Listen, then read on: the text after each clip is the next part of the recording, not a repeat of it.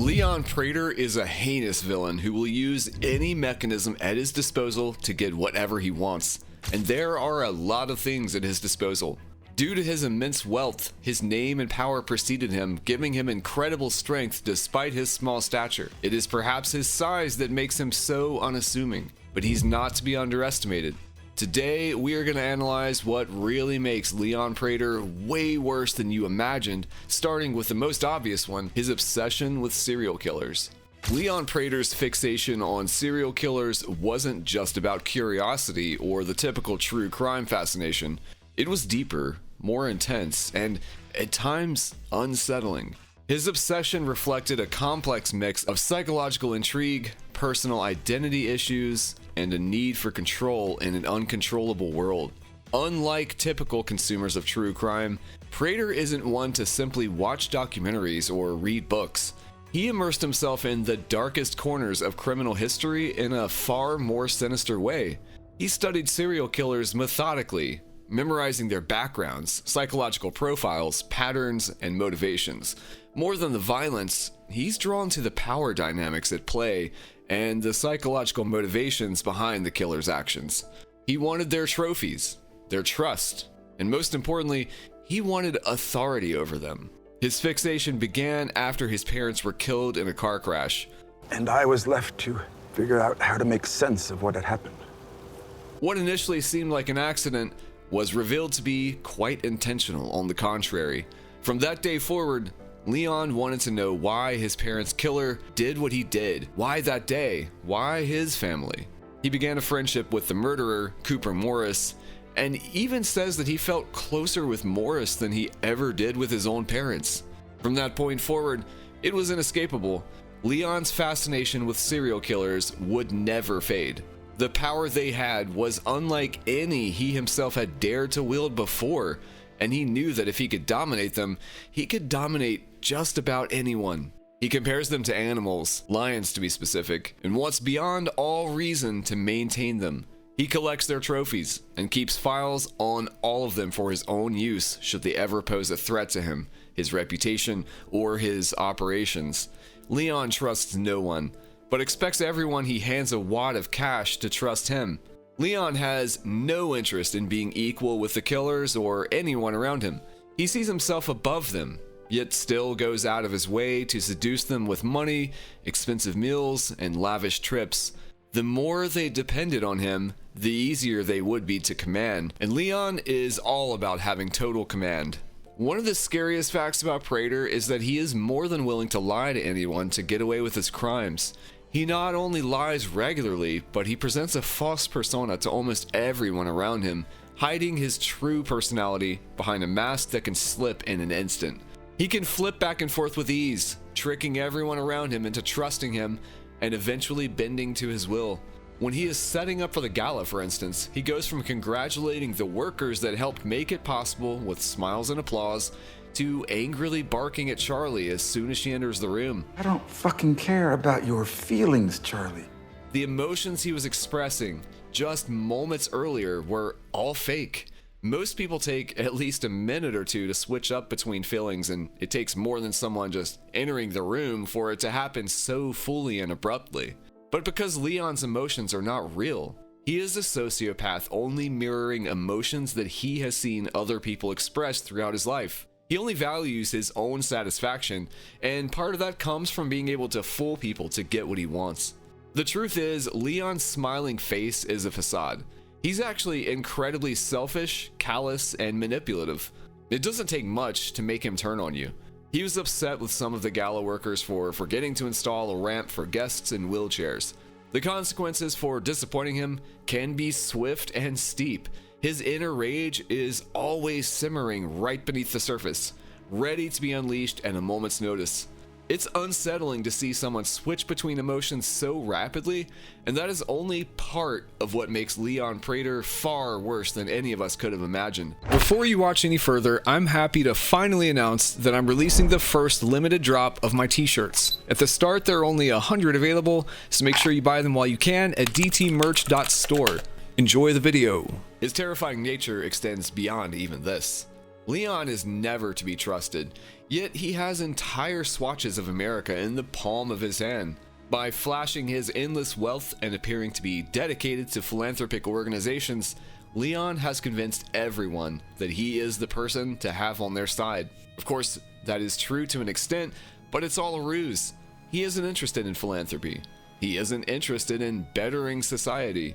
He has found a way to rationalize all of his horrendous behavior and feels that he is entitled to a positive public image because of his own self-importance, paired with the humanist efforts he has involved himself with. Prater has fully convinced himself that his riches justify anything that he does, no matter how illegal. And what's really frightening is that he seems to have convinced everyone around him of the same. No one questions him, no one challenges him.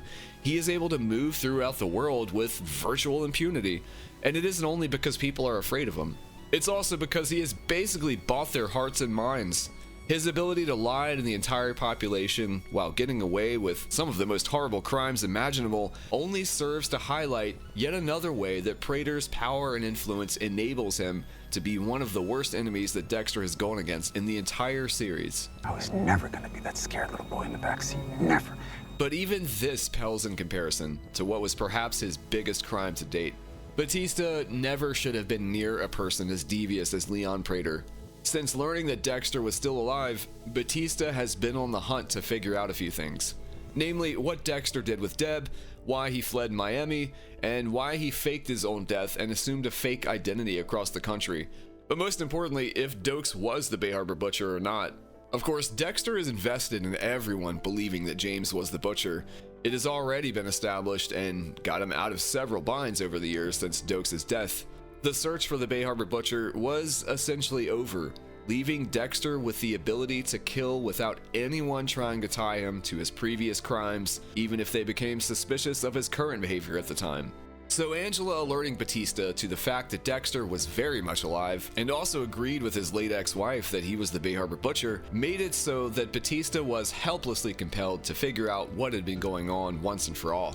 First, he flew to Iron Lake to confront Dexter, only to find that he had been shot, was in a coma, and Angela had skipped town without explanation.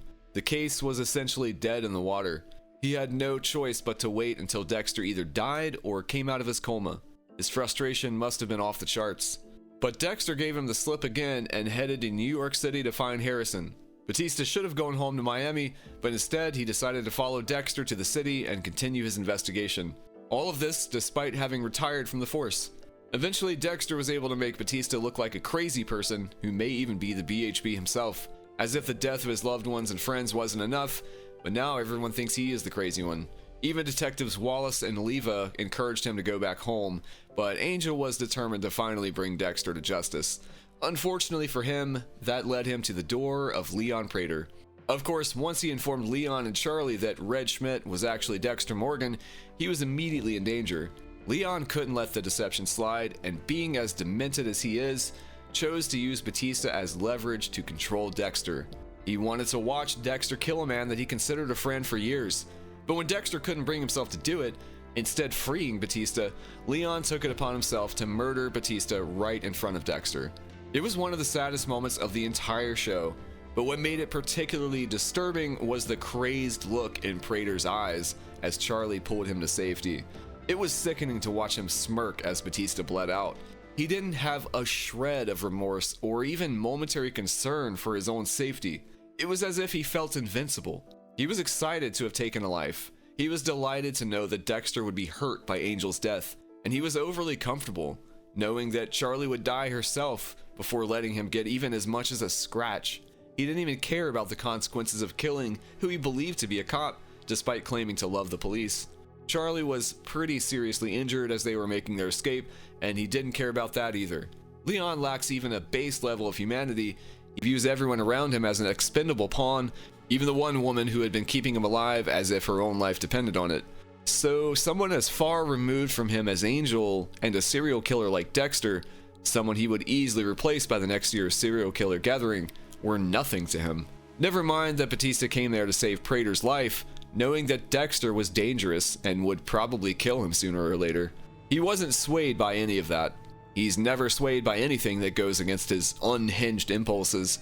Leon Prater is the most despicable person introduced in the series so far because, on top of being a heartless maniac who relishes the suffering of others, he is an expert con man and an unfair solicitor who will even use people's own family as a weapon if that's what it takes to make them bend the knee. Despite being a good and honest man, Batista represented less than gum on the bottom of Prater's shoe. In Prater's eyes, it's his world. We are just living in it. That is, of course, if he allows us to. And he may not always allow it. Perhaps one of the clearest indicators of Leon Prater's deviancy is that he regularly threatens the family members of the people around him. He doesn't do it directly all of the time, but the threat looms nonetheless. In fact, every time there is a direct threat, he sends his goon Charlie to handle it for him so that his name and image stays squeaky clean. He can't be seen running around the country with a gun, threatening people's kids and families. That is what he has her for anyway. Even though it was his idea to threaten Harrison, for instance, he only gave the instruction. After that, Charlie booked a room at the Empire Hotel where Harrison worked and paid to have his time exclusively dedicated to her needs. Of course, the only thing she needed was to dig up information about him and his father to serve Prater's needs. See, Prater gathers information about people's families to weaponize the information. He uses what he learns as a way to subdue those around him. It serves as leverage that will keep them under his thumb. He is willing to do this to anyone if that's what it takes to attain his goal. It seemed innocuous at first when he asked Vivian, one of the workers for his gala, how her daughter was doing. She messed up a minor detail for the event, and he almost lost it. Ever the manipulator, he kept his cool and reminded her that there is still time to fix it, a very limited time, before asking her how her daughter was doing. He knew that she would do anything to keep her daughter alive. Disappointing him, even slightly, could possibly mean that the doctors and specialists he paid for to preserve the girl's life could be taken away. Vivian rushed off to take care of Prater's demands, grateful but clearly frightened that disappointing him again could have fatal consequences for her child. He was almost giddy about being able to overpower her this way before he was interrupted by Charlie, another woman he was controlling, by offering medical assistance to a beloved family member. Charlie's mom had been sick for a while. When Charlie was away serving in the military, special ops, her mother fell ill with cancer. She worked a very few covert missions, one of which put her in touch with Leon Prater, who soon became her boss. Knowing that she would do anything to keep her mother safe and alive, Charlie became his right-hand woman, his head of security, and his henchperson extraordinaire. Once Prater found out about the condition Charlie's mother was in, he knew that she would do anything to keep her alive. So he gave her a choice. Come work for me, keep me safe, and I will make sure that your mother receives top-of-the-line medical care to keep her with us. It was an offer Charlie couldn't refuse, and Prater knew that. From that point, there was nothing Prater asked that Charlie wouldn't do. To keep her mother alive, she went further and further into Prater's web. She didn't see a way out of his grasp. If she didn't comply, she believed that her mother would die. She didn't want to fall into his trap, but before she knew it, she was entangled in his lies and crimes, and to her understanding, that was the only thing that was keeping her mother alive. And Leon wouldn't stop there. Once he found out Dexter's true identity and discovered he had a son, Leon knew he could use Dexter's concern for Harrison's life to get Dexter to heal. Much like with the Gemini killer, Prater wanted to incentivize his kills by acting as a benefactor for the BHB. And all Dexter had to do to save his son and stay alive himself was kill Batista, agree to kill on Prater's schedule, and follow any other instructions as presented to him. Of course, these terms were nothing he would ever agree to, especially after watching Leon kill Batista.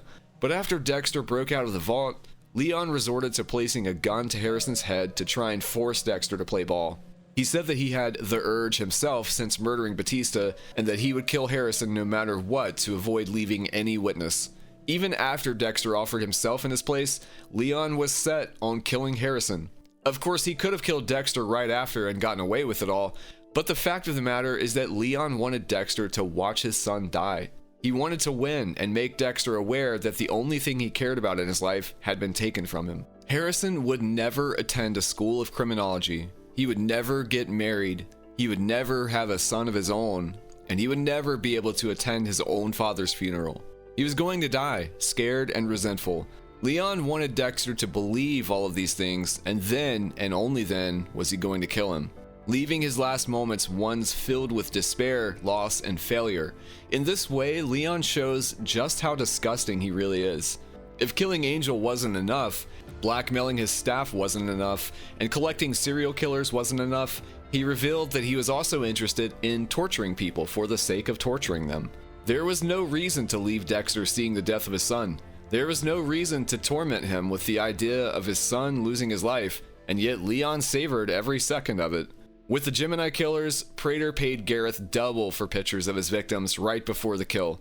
He was feeling the godlike sensation for himself for the very first time. Seeing the pain and fear in a person's eyes when they knew they were going to meet a ghastly end was what really did it for him. So when he believed that he could kill Harrison, revel in Dexter's pain, kill Dexter, and get away with it all, he probably felt the most intense pleasure of his life. He experienced that feeling once when he killed Batista, and then again when he knew he had Harrison in a chokehold. Leon was becoming increasingly dangerous, and all it took to bring out his deadly inclinations was the privacy of his hidden vault. Prater was willing to let Dexter die in an airtight vault with no food, water, and eventually no oxygen, which would have brought his personal murder count up to 2. And where would it stop after that? He would have undoubtedly continued killing, and he would have enjoyed every second of it with sadistic glee. Luckily for everyone, Dexter and Harrison were able to outsmart Leon in the 11th hour. After Leon killed Angel, he locked Dexter in the vault to die, but Dexter was able to use Angel's phone to contact Harrison and get him to work Prater's gala. It is there that Leon spots Harrison and takes him at gunpoint to lure Dexter back to the property. Once he returned, Leon informed him that he was going to kill Harrison, and even though Dexter offered himself up instead, Leon wasn't backing down. He was insistent on killing them both at that point. No witnesses. Just as Leon tried to shoot Dexter, Harrison shot him up with M99 and Leon collapsed. Once Prater was incapacitated, Dexter was able to get him on a kill table. Coincidentally enough, the same one he used to kill his brother, the ice truck killer. Prater begged for his life and proffered to give Dexter money for Harrison's college, but it was all in vain. Dexter has never been swayed by the offering of money from his victims once he has them on his table. Prater's pleas and promises were pointless. In the end, Dexter plunged a knife into his chest, just as he'd done to so many people before him. He set off the alarm to Prater's vault, leaving his legacy as a cop killer who had a sick obsession with serial killers. Batista's body was still in the vault, and Leon disappeared. On top of that, the gun Leon used to kill Batista was also left there, and Leon's prints were all over it. It would be assumed by everyone that Leon Prater killed Batista and fled New York to avoid prosecution. His phony public image was forever tainted, and since he was left to rot in plastic bags at the bottom of the bay, he would never be able to defend himself. It's almost poetic to see Leon Prater, a man who saw his parents be killed by a murderer, die at the hands of a murderer himself. His obsession with serial killers was the key to his undoing. The arrogance that his wealth and power afforded him ultimately blinded him. The truth is that without Charlie, Leon posed no threat. As soon as she quit, he was murdered. He spent most of his adult life hurting and manipulating people, and his chickens finally came home to roost. Dexter entered the billionaire's demented inner circle, and from that moment on, Prater's death was all but inevitable. Underestimating Dexter Morgan was the end of Leon Prater. Leon Prater is horrific. His mind is unwound, and his money keeps him from facing any of the consequences for his behavior. He isn't only willing to dismantle the psyches of those he keeps at arm's length, but also of those closest to him. He has no concern for anyone. He only wants gratification, and now he is an all-out psychopath. If not for his stature, he probably would have had a list of victims as long as Dexter's by now. Between his wealth and his sociopathy, there is almost nothing that could stop Leon Prater. And his recent actions prove that he is far worse than anyone could have imagined at the beginning of the series. Prater is a monster, and Dexter was right to treat him as one. If you liked this video, check out our video on Leon Prater's entire story explained.